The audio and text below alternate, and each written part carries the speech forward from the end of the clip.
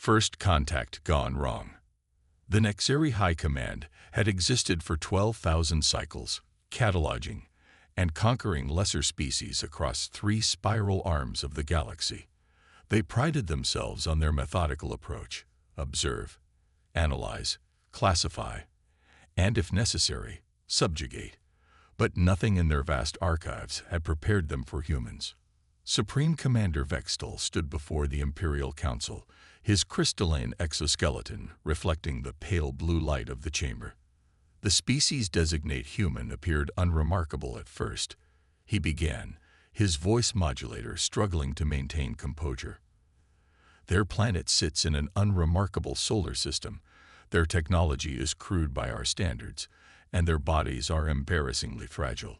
The council members shifted in their crystalline thrones, their own exoskeletons creating a symphony of subtle chimes. They had heard similar reports countless times before, yet something in Vextal's posture suggested this briefing would be different. "We followed standard first contact protocols," Vextal continued.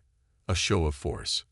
20 warships entering their solar system simultaneously, positioning themselves above their major population centers. We expected immediate surrender, as with most gravity-bound species." He paused, his primary sensory cluster dimming slightly. "Instead, they launched what we thought was a suicide attack. Primitive vessels, barely more than metal capsules, accelerating straight toward our ships at velocities that should have turned their soft tissues to paste. Our tactical analysts dismissed them as automated weapons." The holographic display activated, showing grainy footage from one of the Nexeri warships. A small human vessel, little more than a cockpit and engines, performing impossible maneuvers at accelerations that would kill any known sentient species. The pilot's voice, translated by their systems, came through with disturbing clarity. "Echo 7. Executing Crazy Ivan at Mark 350. Let's show these crystal boys what humans can do in a gravity well." "The human pilot survived," Vextal said quietly. "They all survived. Their bodies can withstand gravitational forces that would shatter our exoskeletons, forces that would kill any rational species, and they've turned this biological quirk into a weapon." The footage continued, showing human vessels executing maneuvers that seemed to defy physics itself. They used gravitational slingshots around planets and moons, achieved vectors that Nexeri ships couldn't match without burning through their entire fuel reserves, and most disturbingly, showed no concern for the physical toll such maneuvers should have taken on their crews. "We lost 3 warships in that first engagement," Vextal admitted, his voice modulator crackling with suppressed emotion. "Not to superior technology or overwhelming numbers, but to a species that treats crushing gravitational forces as an advantage rather than a limitation. They've developed their entire space combat doctrine around maneuvers that no sane species would attempt." The council chamber erupted in chimes of disbelief. One of the elder members leaned forward, their crystalline form catching the light. "Surely this is an isolated incident. A few genetic aberrations." Vextal's sensory cluster pulsed with dark humor. "If only. We've since discovered that their entire military space program is built around what they call high combat operations. Their pilots train in centrifuges that would reduce our warriors to crystalline dust. They've developed combat suits that let them function at accelerations that our best ships can't match. And now they're adapting these capabilities for offensive operations."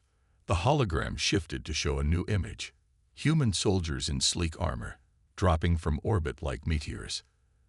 They call them gravity dancers, specialists who turn their inexplicable tolerance for extreme gravitational forces into a tactical advantage. They don't need landing ships or transport vehicles. They simply fall from orbit directly onto their targets. The council chamber fell silent, the kind of silence that had preceded the fall of empires. "And now," Vextal continued, his voice heavy with foreboding, "they know we're vulnerable. They've seen our ship's limitations. They've calculated exactly how much gravitational stress our vessels can withstand. And they're building their entire war strategy around this single devastating advantage." One of the younger council members spoke up, their chimes sharp with fear. Surely we can adapt. Build stronger ships, develop countermeasures. We can try, Vextol responded. But we're attempting to overcome fundamental physical limitations that evolution spent millions of cycles instilling in our species. The humans? They're gleefully pushing past what we thought were universal biological constraints. They're not just surviving in conditions that should kill them. They're turning those conditions into weapons. The Supreme Commander's final words echoed through the chamber. We thought we were dealing with another primitive, gravity-bound species. Instead, we've awakened something that treats one of the fundamental forces of the universe as their playground. And now, they know we're here. The council chamber remained silent long after Vextol finished his report. The Nexeri had long considered themselves masters of their domain, their crystalline technology and methodical expansion unchallenged for millennia. But now they faced a species that didn't just break their carefully calculated rules of engagement. It ignored them entirely, turning what should have been suicidal tactics into devastating advantages. The war that followed would reshape not just the balance of power in the galaxy, but the very way species thought about the limitations of biology and physics. And it all started because the Nexeri made the simple mistake of assuming that humans would play by the same rules as everyone else. The gravity dancers. Captain Sarah Chen remembered the first time she heard about the Nexeri incident. She had been training at the High-G Combat Academy on Mars when the news broke. Humanity's first contact with an advanced alien civilization had turned into a demonstration of why humans were the galaxy's most terrifying gravity warriors. The massive training chamber of the Olympus Mons facility hummed with energy as Sarah adjusted her Mark IV gravity suit. Around her, 30 other candidates prepared for their final qualification test. The chamber's artificial gravity generators could simulate up to 15 Gs, forces that would turn most alien species to paste. "You know why they call us gravity dancers?" Lieutenant Rodriguez asked, checking Sarah's suit seals. His dark eyes sparkled with the same excitement that had drawn them all to this program. "Because to everyone else in the galaxy, what we do looks impossible.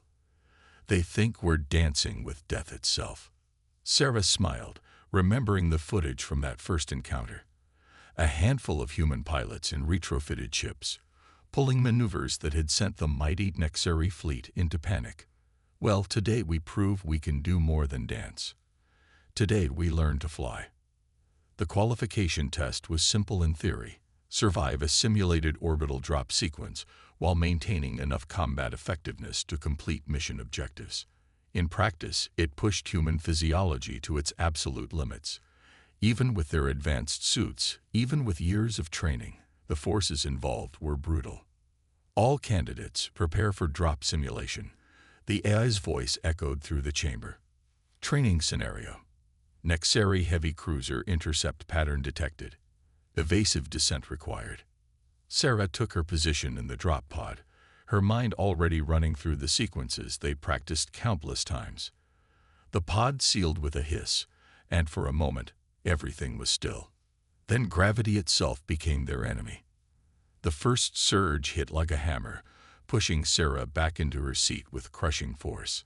3 Gs, 5, 8. The numbers climbed as the pod simulated the complex evasive patterns needed to avoid Nexeri anti-orbital defenses. Her specialized suit helped distribute the pressure, but nothing could completely eliminate the strain on her body. "Multiple hostile tracking solutions detected," the AI announced. "Executing emergency evasive pattern delta." The pod spun, creating a corkscrew descent pattern that would confuse enemy targeting systems. Sarah's vision began to gray at the edges as the Gs climbed past 12. Her breath came in short, controlled gasps, the carefully practiced breathing technique that helped humans survive forces that would kill most species. Through the strain, she could hear Rodriguez on the comm channel, laughing. "Come on, Crystal Boys. Is that all you've got?" Sarah understood the bravado. They had all seen the classified reports. The Nexeri were terrified of human high-G capabilities. Their entire military doctrine was being rebuilt around the fear of soldiers who could fall from orbit, survive crushing gravitational forces, and emerge fighting. The simulation peaked at 14 GS, holding them there for crucial seconds as they penetrated the defensive screen. Sarah's world narrowed to a tunnel of pure focus, fighting to maintain consciousness, to keep her hands steady on the controls, to prove that humanity's greatest weapon wasn't their technology, but their sheer, stubborn ability to endure what should be unsurvivable. When the pod finally stabilized, simulating a successful landing, Sarah's hands were shaking, but she was smiling. Around the chamber, other candidates were emerging from their pods, some barely able to stand, all of them grinning with the same fierce pride. Simulation complete, the AI announced. Casualty rate, 0%. Mission objectives achieved. Congratulations, candidates. Welcome to the Gravity Dancers. Later in the briefing room, Commander Walsh addressed the newly qualified team. The grizzled veteran had been one of the pilots in that first Nexari encounter, and his words carried the weight of experience. What you achieved today isn't just about military capability, he said, looking at each of them in turn. It's about changing the fundamental rules of warfare. The Nexari, like every other species we've encountered, built their entire civilization around avoiding extreme gravitational stress. Their ships are designed to minimize G-forces. Their tactics assume certain limitations that, for them, are simply laws of nature. He paused, letting his words sink in. But we humans, we've spent our entire history pushing against those limits. From the first test pilots breaking the sound barrier to the lunar landings to the Mars colonies, we've always been willing to subject ourselves to forces that other species consider lethal. Sarah thought about the training they'd endured, the countless hours in centrifuges and simulation pods, the way they'd learned to not just survive but function under conditions that the Nexari considered impossible. The enemy calls you gravity dancers, Walsh continued, but that's because they don't understand. They think what you do is an elaborate performance, a dangerous dance with physics itself. They don't realize that for humanity, this isn't a dance at all. It's evolution. We're becoming something new, something that doesn't just survive in conditions that should kill us, but thrives in them. He activated a holographic display, showing their next deployment zone, a Nexari fortress world that had never fallen to enemy attack. In 3 days, you'll demonstrate exactly why the ability to endure crushing gravitational forces isn't just a biological quirk. It's a weapon that no amount of advanced technology can counter. You'll show them why humans falling from orbit has become the most terrifying sight in the known galaxy. Sarah looked around at her fellow gravity dancers, seeing in their eyes the same determination that had driven humanity to the stars. They weren't just soldiers. They were the next step in human adaptation to the cosmos, turning what other species saw as a universal limitation into humanity's greatest strength. The Nexari had made a crucial mistake in that first encounter. They had assumed that their advanced technology and carefully calculated tactics would guarantee victory. Instead, they had awakened something they couldn't understand. A species that didn't just accept the harsh realities of space warfare, but embraced them, turning what should have been lethal conditions into their greatest advantage. As Sarah prepared for their first real combat drop, she understood why the enemy feared them so much. It wasn't just their ability to survive extreme conditions. It was their eagerness to push even further, to dance with forces that should destroy them, and to emerge stronger for it. The gravity dancers were about to show the galaxy why humans didn't just belong among the stars. They owned them. Operation Falling Star. The vast emptiness of space above Nexari Prime rippled with unseen tension. Captain Sarah Chen and her team of gravity dancers drifted in their stealth pods, waiting for the perfect moment to begin their descent. Below them, the crystalline spires of the Nexari capital world sparkled like diamonds in the light of 3 moons. All teams, final status check. Sarah's voice was steady despite the adrenaline coursing through her system. The mission was unprecedented. A coordinated orbital drop directly onto the Nexari's most heavily defended world. Their target was the Central Command Matrix, the crystalline supercomputer that coordinated the entire Nexeri defense network. Echo Team, ready. Rodriguez's voice. Sierra Team, ready. Delta Team, ready. Each acknowledgement brought them closer to the point of no return. Intelligence suggested they had a 15-minute window before the Nexeri's orbital detection grid cycled back online.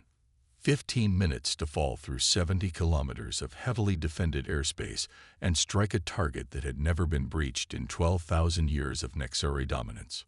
Remember, Sarah broadcast on the secure channel, the enemy has adapted their defenses based on our previous drops. They're expecting us to use standard invasion corridors. That's why we're doing something they'll never anticipate. The plan was audacious even by gravity dancer standards. Instead of avoiding the gravitational mines, they would deliberately trigger them, using the resulting forces to accelerate their descent beyond anything they'd attempted before.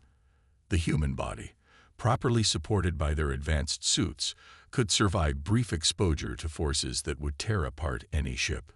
Begin drop sequence, Sarah commanded. Show them what God's falling from heaven really looks like. 900 drop pods detached simultaneously, beginning their carefully choreographed descent. The Nexeri defenses responded instantly, crystalline energy beams reaching up to shred the incoming humans. But the gravity dancers had evolved far beyond their early tactics. The formation split into geometric patterns that the Nexeri targeting systems couldn't track, each team moving in perfect synchronization. When the energy beams struck, they found empty space where humans had been milliseconds before. First layer breached, Rodriguez reported, his voice tight with concentration. Approaching gravitational minefield. This was the moment of truth. Sarah broadcast the final command. All teams, execute Operation Havenfall. The gravity dancers plunged into the field of gravitational mines, deliberately triggering them in precise sequences. The resulting gravitational waves would have crushed any normal force. But these weren't normal soldiers. They were humans who had learned to turn gravity itself into a weapon. The G-forces hit like a hammer. 20, 30, 40 times Earth normal. Warning indicators screamed across their suits as they channeled these impossible forces, using them to accelerate faster than any powered descent could achieve. They weren't falling anymore. They were riding a cascade of gravitational waves like surfers on a tide of physics-defying energy. Through graying vision and straining muscles, Sarah saw the crystalline surface of Crystallos approaching at velocities that their suit computers couldn't even calculate. The Nexeri defenders were panicking, their carefully laid defenses becoming the very means of their destruction. Impact in 30 seconds, the AI warned. Gravitational stress exceeding design parameters. Push through it, Sarah commanded, her voice raw with effort. Show them why humans own the vertical battlefield. The final descent was beyond anything they trained for. The combined forces of their velocity and the gravitational mines created conditions that should have been unsurvivable. But that had always been humanity's greatest strength, doing what everyone else knew was impossible. 900 gravity dancers hit their targets simultaneously across the crystalline surface of the Nexeri throne world. The impact released all the accumulated gravitational energy in precisely focused explosions, shattering defensive installations, command centers, and shield generators in a single synchronized strike. Sarah's team hit the central throne complex itself, their impact turning the accumulated gravitational forces into a shockwave that shattered the crystalline structure like glass. Through the chaos and destruction, she saw Supreme Commander Vextal staring at them, with an expression that transcended species barriers, pure, uncomprehending awe. Your empire was built on the assumption that the forces of nature were limitations, Sarah told him, her voice carrying across the ruins of his throne room. We built ours on the understanding that limitations are just challenges waiting to be overcome. The Nexeri commander's crystalline form resonated with frequencies of defeat.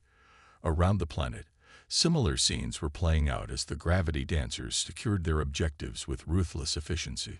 The mighty empire that had ruled the stars for 12,000 years had been brought low by humans who treated physics itself as a suggestion rather than a law. "We yield," Vextal announced, his voice modulator crackling with emotion. "The Nexeri Empire surrenders to humanity." But Sarah wasn't finished. "This isn't just about surrender," she said, her voice carrying the weight of human determination. "This is about understanding. You built your civilization around avoiding the harsh realities of space. We built ours around embracing them, turning them into strengths. That's why we won. Not because we're stronger or more advanced, but because we never accepted that something being impossible was a reason not to try." As emergency signals blared across the crystalline city and confused Nexeri troops rushed to respond to an attack they couldn't comprehend, Sarah allowed herself a moment of fierce pride. The gravity dancers had just rewritten the rules of warfare yet again, proving that humanity's greatest strength wasn't their technology or their tactics. It was their ability to do what every other species thought impossible. "All teams, proceed to secondary objectives," she ordered, already moving toward her next target. "Let's show these crystal lords why they should have stayed in their towers and left humanity alone." Above them, the first human assault ships were already entering orbit, ready to exploit the gap the dancers had created. But the real damage had already been done. The Nexeri would recover from the loss of their command matrix eventually, but they would never recover from the psychological blow of watching 40 humans fall from orbit, survive forces that should have killed them, and shatter the heart of their empire. The gravity dancers had turned the impossible into reality, and the galaxy would never be the same. The price of underestimation. Supreme Commander Vextal stood in the ruins of what had once been the pride of the Nexeri Empire. The Central Command Matrix, their most sophisticated achievement in 12,000 years of civilization, lay shattered around him like a field of broken dreams. His crystalline exoskeleton vibrated with frequencies of distress as he reviewed the attack footage for the 100th time. "Play it again," he ordered the surviving security systems. The holographic display flickered to life, showing the impossible event from multiple angles. 40 human warriors, falling from orbit with precision that defied both physics and sanity, striking their targets with devastating accuracy. The footage still sent shivers through his crystalline form. Supreme Commander, his chief scientist, Zixra, approached cautiously. Her exoskeleton showed signs of stress fractures, a common ailment among the Nexeri since the human attacks began. "We've completed our analysis of the human impact suits." Vextal turned his primary sensor cluster toward her. "Tell me you have something useful. Tell me you found a way to stop them." "The suits themselves are surprisingly primitive," Zixra began, her voice modulator wavering. "Their technology is centuries behind ours. But their application—" She paused, her crystalline form catching the light in a way that suggested deep unease. "They're not trying to prevent the gravitational forces. They're channeling them, using them as weapons." The Supreme Commander's sensory cluster dimmed. "Explain." "Their suits are designed to accumulate gravitational stress during descent, storing it like energy in a compression coil. When they impact," Zixra's voice trailed off, "they're turning the very forces that should destroy them into weapons we can't defend against. It's elegant in its insanity." Across the Empire, similar scenes were playing out. Nexeri fortress worlds that had stood unconquered for millennia were falling to small teams of humans who simply dropped from orbit, ignored what should have been lethal forces, and struck with devastating precision. Traditional defenses proved useless against an enemy that treated gravitational warfare as an art form. "We've strengthened our orbital defense grids," Vextal's military advisor, Krelak, reported. "Triple-layered energy fields, automated tracking systems, new varieties of crystalline weapons." But he hesitated, his exoskeleton chiming with stress. "They keep adapting. Every defense we create, they find ways to use it against us. They're learning to dance through our strongest defenses like they're not even there." The reports from across the Empire grew worse by the day. The humans weren't just winning battles, They were rewriting the rules of warfare itself. Nexeri troops, the finest warriors in known space, were breaking under the psychological strain of facing an enemy that turned certain death into tactical advantages. "Show me the psychological impact assessments," Vextal commanded. The holographic display shifted, showing statistics that made his crystalline heart resonate with dread. Morale across the Empire was shattering faster than their defenses. The mere rumor of human gravity dancers in a system was enough to cause panic among both military and civilian populations. "They're appearing in our cultural consciousness," Zixra added softly. "Our young are sharing stories about humans falling from the stars like avenging angels. Our artists are creating works depicting them as forces of nature given form. They're becoming myths while they're still fighting us." A message drone arrived, its crystalline surface pulsing with urgent frequencies. Another fortress world had fallen. The pattern was always the same: a small team of humans performing their impossible orbital dance, striking critical targets with precision that bordered on precognition, then vanishing before proper defenses could be mounted. "We built our empire on the assumption that certain laws of physics were universal," Vextal said, his voice modulator barely above a whisper. "We thought gravitational forces were a constant that no species could overcome. We were wrong. The humans didn't overcome these forces. They embraced them, turned them into weapons, learned to dance with death itself." He turned to face his advisors, his crystalline form catching the light in a way that spoke of grim determination. "We have to adapt. Not just our technology, not just our tactics, our entire way of thinking. The humans have shown us that what we thought were limitations were really just assumptions. If we can't match their ability to endure these forces, we need to find new ways to fight." But even as he spoke, alerts were sounding across the Empire. More human dropships had been detected entering Nexeri space. More gravity dancers preparing to fall from the heavens and shatter everything the Nexeri had built. "They call it Operation Starfall," Krylak reported, his voice thick with dread. "A coordinated attack on every major command center in the Empire. Hundreds of human drop troops, all falling simultaneously." His crystalline form trembled. "They're not just trying to defeat us anymore.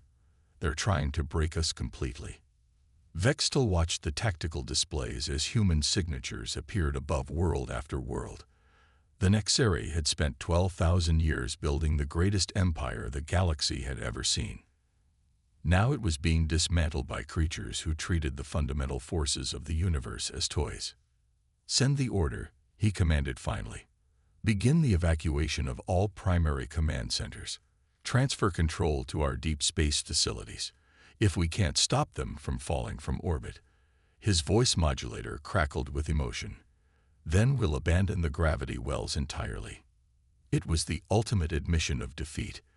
The Nexeri, masters of 1,000 worlds, were being driven from their own planets by an enemy they couldn't comprehend.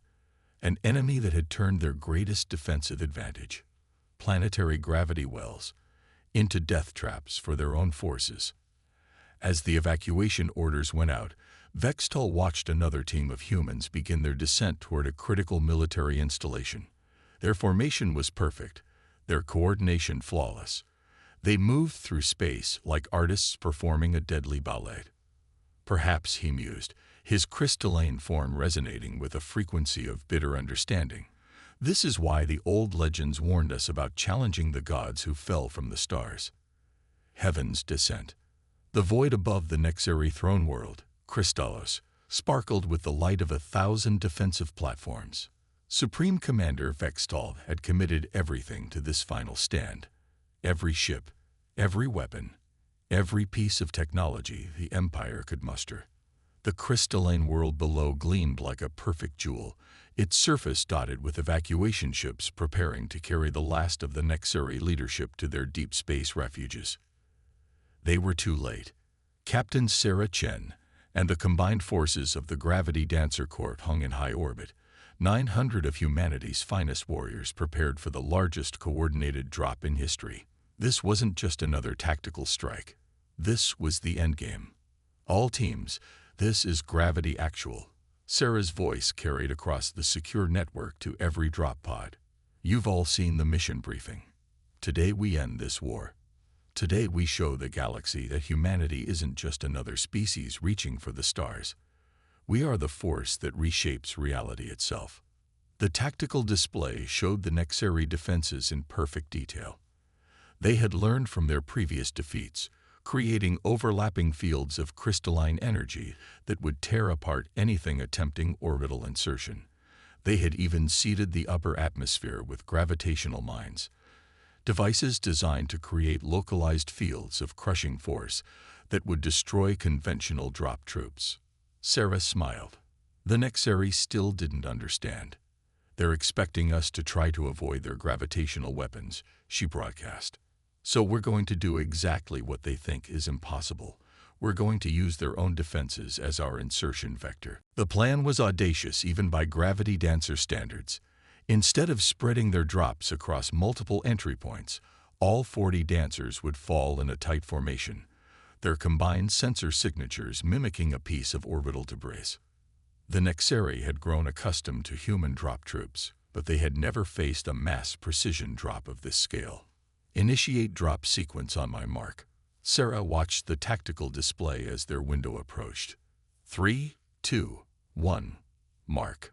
40 stealth pods detached simultaneously, beginning their controlled fall toward the crystalline world below. The initial descent was subtle, a drift rather than a plunge, using the planet's natural gravity well to mask their approach. For the first 1,000 kilometers, they were invisible, indistinguishable from the space debris that orbited every developed world. Then physics took over, and the real dance began. "Atmospheric interface in 30 seconds, the AI warned. "Preparing compensation protocols." Sarah felt the first tremors as Nexeri Prime's upper atmosphere began to grab at their formation. This was where the dance truly started, where human endurance would be tested against the fundamental forces of nature. The G-forces began to build. 2, 3, 5 times Earth normal. "Contact," Rodriguez called out. "Defensive grid is activating. They've spotted us." The sky beneath them erupted with crystalline energy beams, the Nexeri's primary defensive weapon. Under normal circumstances, these beams would track and destroy any incoming objects. But the gravity dancers weren't normal circumstances. "Execute maneuver Sigma," Sarah commanded. The formation shifted, 40 pods moving in perfect synchronization, creating patterns that the Nexeri targeting systems couldn't predict. The G-forces spiked to 8, then 10, as they corkscrewed through gaps in the defensive fire. "They're adapting," Sierra Team's leader warned. New firing patterns detected. The crystalline beams began to fill the spaces between their expected trajectories, trying to predict where the humans would dodge next.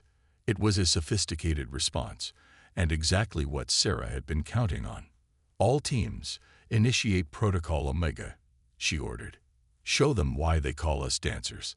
The formation exploded outward, each pod suddenly moving independently, creating a three-dimensional ballet of impossible maneuvers. The G-forces hit 12-14, pushing the limits of even their enhanced suits. But this was what humans did best, turning lethal conditions into tactical advantages. Through graying vision and straining muscles, Sarah saw the crystalline towers of the capital growing larger. The Nexeri defenders were panicking now, their carefully coordinated defense grid thrown into chaos by targets that moved in ways their tactical computers insisted were impossible. "Primary target in sight," Rodriguez reported, his voice strained but triumphant. "Central command matrix, dead ahead." The massive crystalline structure rose from the center of the capital like a frozen explosion, its faceted surfaces housing the most sophisticated computer network in known space, and they were about to hit it at terminal velocity. "Final approach," Sarah broadcast. "Remember your training. Hit the designated impact points exactly. We only get one shot at this." The G-forces peaked at 16 as they made their final adjustments. Around her, Sarah could hear the strained breathing of her team, each of them fighting to stay conscious, to maintain precise control as they fell at speeds that would reduce most species to their component atoms. Impact in 5, 4, 3. The world became a blur of crystal and light. Sarah's targeting computer screamed warnings as they broke through the final defensive barrier. The command matrix filled her vision. Beautiful, perfect, and completely vulnerable to an attack it had never been designed to withstand. 2, 1.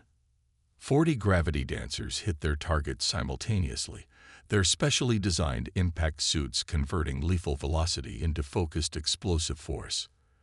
The crystalline structure, for all its beauty and sophistication, had one fundamental weakness. It was never meant to withstand impact from within its own defensive perimeter. The matrix shattered like a struck mirror, its countless facets exploding outward in a spectacular display of destruction. With it went the coordinated defense network that had protected the Nexeri Empire for millennia. Central command matrix destroyed, Sarah reported, her voice hoarse but steady. All teams, report status. One by one, the acknowledgments came in. Against all odds, against physics itself, they had succeeded. 40 humans had done what entire fleets had failed to accomplish. They had struck at the heart of the Nexeri Empire and lived to tell about it. As the surrender signal spread across Nexeri space, Sarah looked up at the stars where more human ships were arriving. The galaxy was changing. The gravity dancers had proven that humanity's greatest asset wasn't their technology or their tactics. It was their fundamental refusal to accept limitations that other species took for granted. Remember this day, she broadcast to all frequencies, her words carrying to both human and Nexeri forces.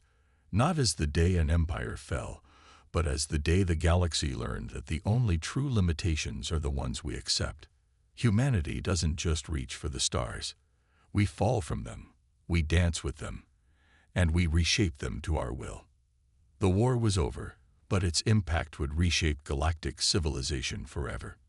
The Nexeri and other species would adapt, learning to see gravitational forces not as obstacles but as tools.